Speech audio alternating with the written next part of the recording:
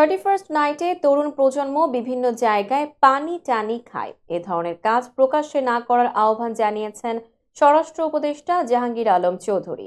রোববার দুপুরে সচিবালয়ে বড়দিন ও 31st নাইট উপলক্ষে আইন শৃঙ্খলা পরিস্থিতি সংক্রান্ত এক বৈঠক শেষে এই আহ্বান জানান তিনি। স্বরাষ্ট্র উপদেষ্টা বলেন, 31st নাইটে আমাদের তরুণ প্রজন্ম বিভিন্ন জায়গায় বিভিন্ন ধরনের পানি টানি খায়।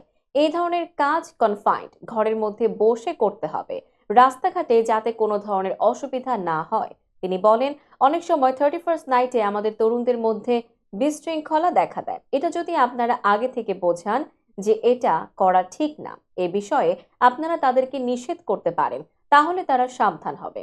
জাহাঙ্গীর আলম চৌধুরী আরো বলেন, 31st নাইটে সব বার বন্ধ রাখা হবে, রাস্তাঘাটে কেউ যেন বিশৃঙ্খলা না করে। তিনি বলেন, যেহেতু আমাদের ধর্মীয় অনুষ্ঠানে আতশবাজি ও ফানুস কোনোটাই অ্যালাউড না, সেহেতু আমরা 31st নাইটে আতশবাজি ও ফানুস উড়ানোর বিষয়ে নিষেধ করেছি।